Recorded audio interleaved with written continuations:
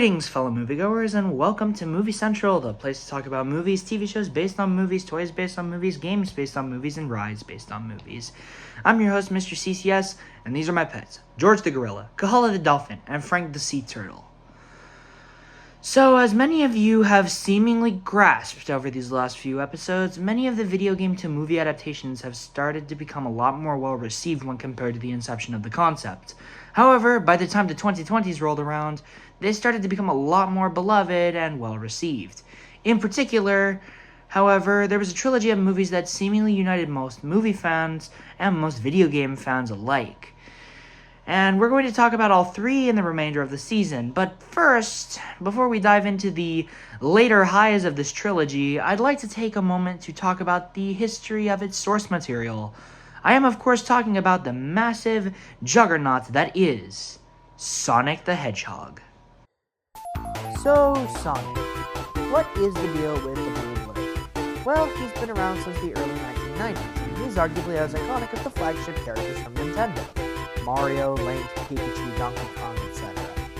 Released on the Sega Genesis, the original Sonic the Hedgehog was a platformer where players took control of the titular blue hedgehog to save his home from the dastardly badniks and prevent the thievery of the Chaos Emerald from the evil Dr. Robotnik, aka Eggman. The game was an enormous hit, selling 2 million copies, becoming the highest-selling game of 1991. Following that, a franchise was born, with some of the highest highs and lowest lows in the game. As far back as 1993, a film was in development. However, the closest audiences would get was the anime adaptation in 1996, which was later released in America in 1999, and featured elements from the first three platformers, including Miles Tails Prower and Knuckles the Echidna as deuteragonists, as well as Sonic CD with Metal Sonic as the secondary antagonists. Over the course of 20 years, development for a Sonic film was messy, until 2013, when Sony Pictures acquired the rights and announced in June of 2014 plans to develop a live-action animated hybrid movie, something the company has already done previously, and was a formula that has been around since the early 2000s. However, Sony put the film in turnaround, allowing Paramount to acquire the rights instead, which was probably for the best knowing Sony's hit-and-miss track record. Producing the film would be Tim Miller and animator Jeff Fowler, known for his work in the Sonic series, specifically that one Shadow the Hedgehog game, was slated to direct the movie. In 2018, the principal cast was revealed, including James Marsden and Chica Sumter as the Wachowskis, new characters, and Jim Carrey as Dr. Robotnik. In August, it was announced that comedian Ben Schwartz would voice the character, being one of the only projects since 2010 where current Sonic voice actor Roger Craig Smith wouldn't voice the character. Principal photography would take only around a month, and the film was near completion by April of 2019, when the first trailer dropped to less than stellar results. Yeah, the overly polarizing Sonic design made a lot of fans really upset, and more importantly, made the film look a lot less appealing. However, in a surprising turn of events, Jeff Fowler actually acknowledged the criticism and confirmed that the VFX team were working on redesigning Sonic. Artist Tyson Hess, known for his work on Sonic Mania, was in charge of the redesign, giving us a revised look, yet still a character design that was distinctly Sonic. The film was finally released in theaters on February 14, 2020. Yes, Valentine's Day. I actually managed to see the film on its opening day back then, and I was very skeptical about what it would be like. However, critics seemed to enjoy what was given to them, and the movie scores pretty decent reviews, and it did well at the box office despite the looming pandemic. As stated previously, it led to 2 sequels released in 2022 and 2024 respectively. It has now been 5 years since the original film was released in theaters, and considering the scale of the last 2 movies, one must wonder how it has held up. Let's find out today. This is... Wait, is Sonic himself going to be in this video? Why, yes I am, Mr. CCS, and I just want to say that I wish you the best of luck. Thank you, Sonic. Much appreciated.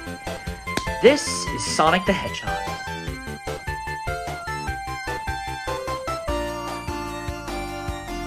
The world needed a hero. Got a hedgehog. Powered with incredible speed, Sonic, voiced by Ben Schwartz, embraces his new home on Earth, until he accidentally knocks out the power grid, sparking the attention of uncool evil genius Dr. Robotnik, played by Jim Carrey. Now it's supervillain versus Supersonic in an all-out race across the globe to stop Robotnik from using Sonic's unique power to achieve world domination.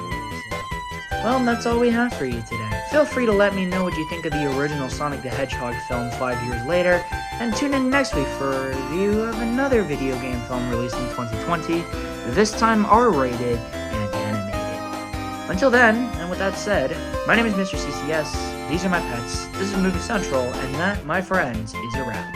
See you next week. So, the characters. They're not the most dynamic. They're pretty basic. That being said, they're all memorable. James Marsden's charisma as Tom made me love his character pretty instantly, and I enjoyed the fact that he plays the straight man, which is the only way a character like this can work. I also have to give props to Tika Sumpter as Maddie, who wasn't in the film much, but did her job quite well. I also just gotta bring up Adam Pally as Wade Whipple, who's just the most awkward guy ever, and I love it. Of course, the best human character of the movie, and the best character overall, is Jim Carrey's amazing portrayal of Dr. Robotnik. As soon as he shows up, you know he means business. But you also start laughing because, well, it's Jim Carrey. He has, by far, the most entertaining scenes in this film. Because not only is he on a whole nother level, but he also proves to be a threat due to his intelligence, as well as frightening inventions.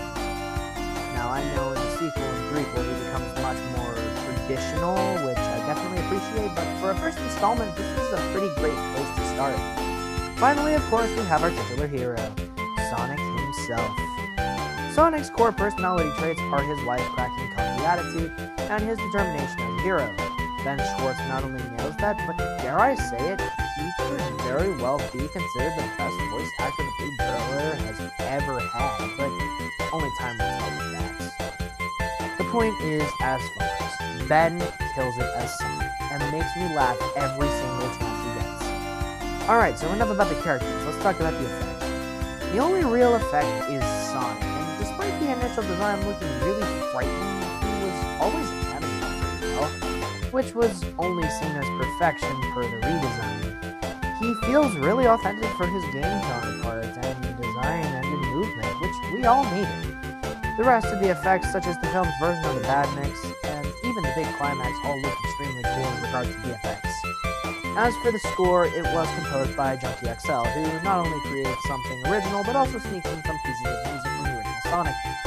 It's not as memorable as one would hope for, but it is still really good for the video companies. Finally, we have the action scenes. I don't know about you guys, but I'm a sucker for the bar brawl that promotes with the slow-mo sequence. I understand that it's been done before and done better, but hot damn, I'd be lying if I said I didn't have a blast with it. I guess the most creative action scene is the battle on the highway, where the robot remains persistent regardless of how much it is broken down, and the climax is really fun as well. On the whole, this movie has some pretty great action, something the future films would do nothing but improve on.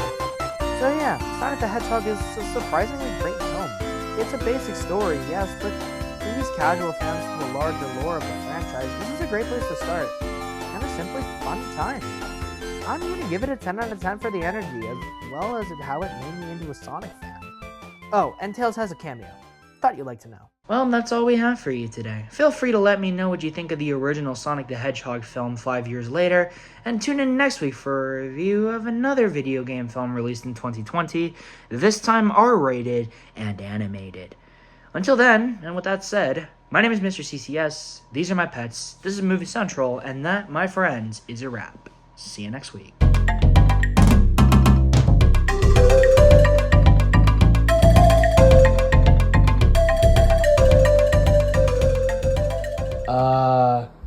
Meow. I'm not a cat, alright? Leave me alone.